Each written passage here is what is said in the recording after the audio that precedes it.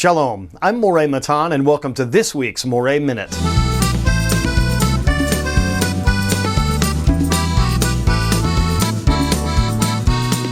This week, as in many weeks throughout the year, we have a double Torah portion of Tazria, Metzora. And this week, I just want to look at one verse in that first Torah portion, and that verse is Leviticus 12:3. Now, this might seem like an interesting verse to you for me to choose to teach on this week, but it is a verse that has to do with circumcision. It says, on the 8th day, the flesh shall be circumcised. Now, as I've talked about before, and I've got a whole class on this on Kosher Pastor, on the importance of circumcision. Why did the Jewish people put so much emphasis on circumcision? Why does the Apostle Paul in the New Testament use phrases like, those of us who are called the circumcision?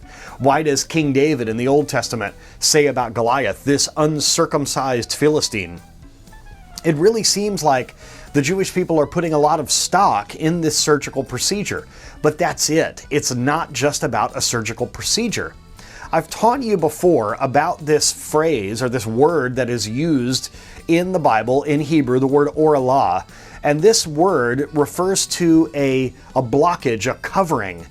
9 times out of 10 in the scripture, it refers to fruit, a forbidden fruit that is not supposed to be eaten, or a blockage in one's heart, or the orlah of the ears. You have stopped up your ears. You're not listening to God. This word orlah, spiritually speaking, refers to something that is in the way between your relationship with you and the Lord, something that needs to be removed.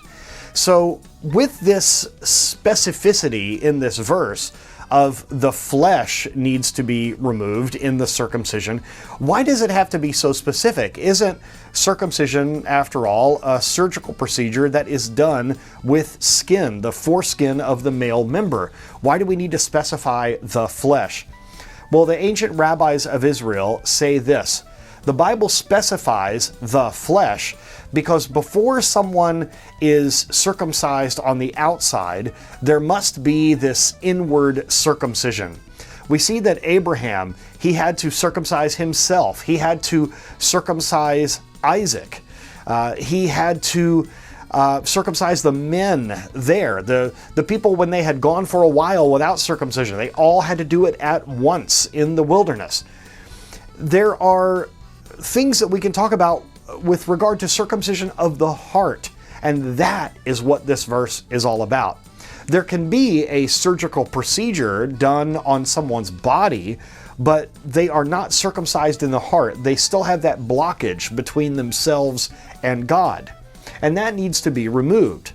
Now, circumcision of the heart that Paul talks about in the New Testament is nothing new. Even in the book of Deuteronomy and in other places in the Torah, Moses talks about the circumcision of the heart. Paul says in the New Testament that there is a differentiation between someone who has been circumcised, someone who is Jewish by birth, and someone who is truly living out their Jewishness in a spiritual way.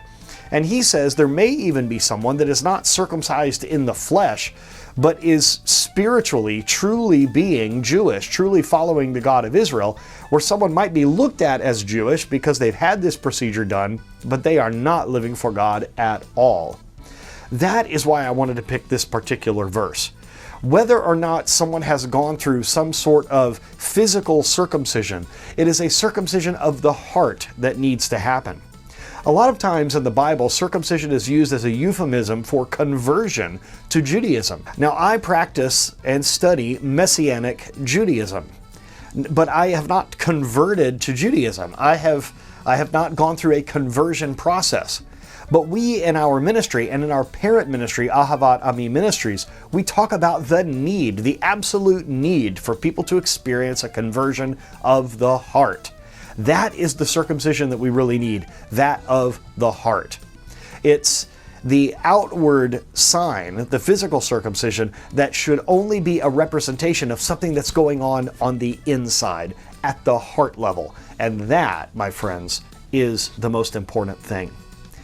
Are you someone that has gone through a conversion of the heart? Are you following the one true God of Israel?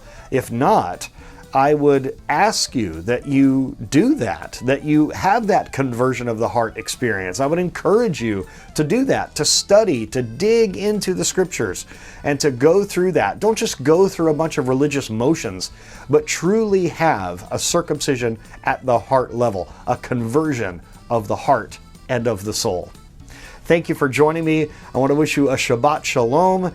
And as we are in this time of the counting of the Omer, we are counting up, not counting down, to Shavuot, or the Feast of Pentecost, which, as you know, is the anniversary of the Torah being given at Mount Sinai. We are having a wonderful, amazing event again this year, the Night of the Bride. And this time we have a special title that I don't know if it's public yet, so I'm not going to release it, but you will be astonished at the teaching that happens for over 12 hours on this amazing time of Night of the Bride, the second edition. We did the first one last year. It's going to be amazing. If you'd like to learn more or to learn and study with me, you could go to kosherpastor.com. And if you're from Africa or for African descent, we have scholarships available at af.shuvu.tv. Thank you, Shabbat Shalom, and Kol Tuv.